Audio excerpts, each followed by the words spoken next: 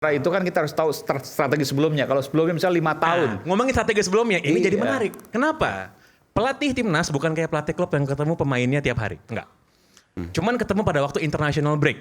Dan international break terdekat nanti karena kalendernya kalender FIFA ya. Iya. Pemain banyak main di Eropa adalah Maret minggu ketiga, 2-3 hari sebelum bertanding. Nah, pertanyaannya adalah dalam waktu 2-3 hari bertanding itu, seberapa cepat bisa akulturasi untuk masalah soal taktikal, soal strategi, dan lain sebagainya. Apakah, kalau saya sih nggak sepakat bahwa pemain itu bisa dengan sendirinya ngobrol sendiri, pakai taktik seperti Pak Nurdin tadi bilang. Nggak bisa kayak gitu Pak, menurut saya. Kenapa? Izin Pak. Bukan pemain yang bisa taktik sendiri, bukan.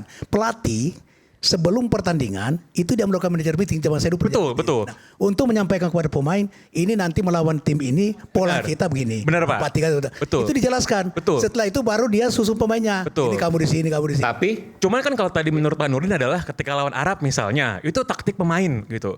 Bukan, begini. Yang kita dengar bahwa ketika melawan Arab Saudi, itu bukan strateginya Sintayong. Pemain berkumpul sendiri, strateginya bahkan menurut informasi ya, Sintayong dilarang masuk bertemu mereka. Itu yang kita dengar. kenapa dilarang masuk?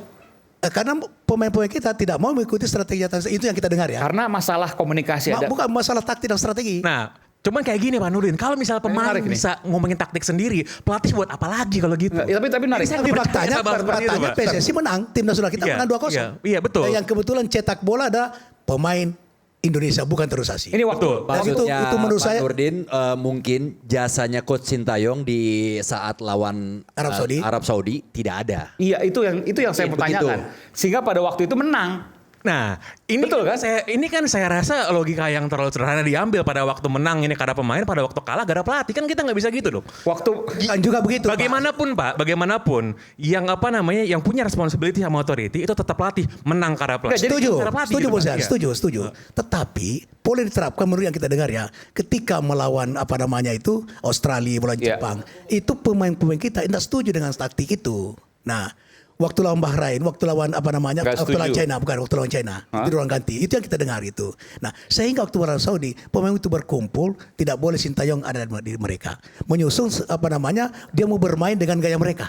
Dan kita menang 2-0. Tetap saja pelatih bertanggung jawab, berarti mereka yang ini menarik nih.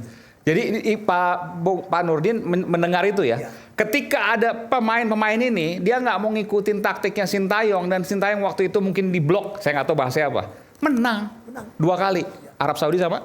Arab Saudi ya, waktu Arab Saudi. Oke. Tapi ketika dipaksakan Sintayong masuk, lalu kemudian maksakan taktiknya, pemain kemudian tidak menerima, itulah kekalahan kita. Faktanya lawan Australia, kita dibombardir. Kanan yang tadi Bung Andre mengatakan masuknya bola Australia karena bertahan total. Belum tentu kesalahan pemain. Karena digempur terus, bisa saja dia berbuat salah.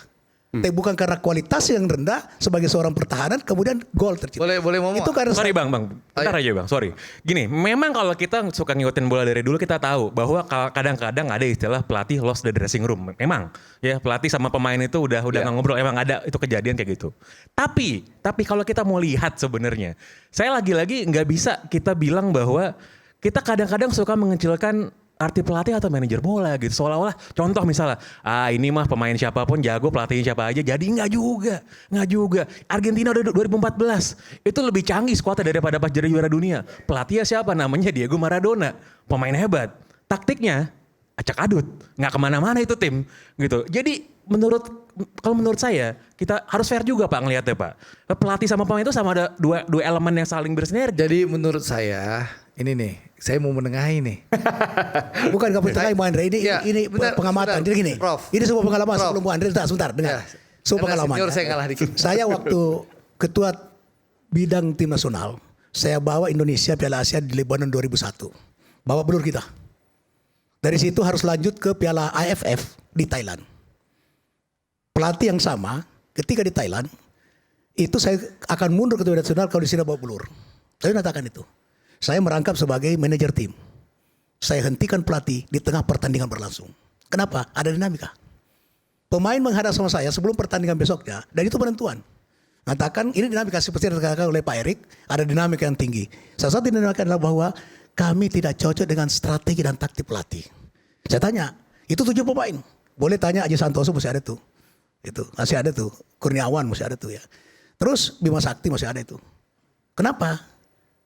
karena tidak sesuai dengan harapan kami, tidak sesuai dengan karakter kami. Padahal itu pelatihnya udah Indonesia. Saya panggil pelatihnya, ini kenapa begini? Jadi gini, kamu istirahat saja. Pertandingan besok tidak selesai, saya tidak pecat, tapi kamu istirahat. Pemain katakan begini, lebih baik Pak Nuri jadi pelatih daripada pelatih yang ada. Karena dinamika. Maka saya bersama pemain menyusun strategi pertandingan. Alhamdulillah kita bisa sampai ke final.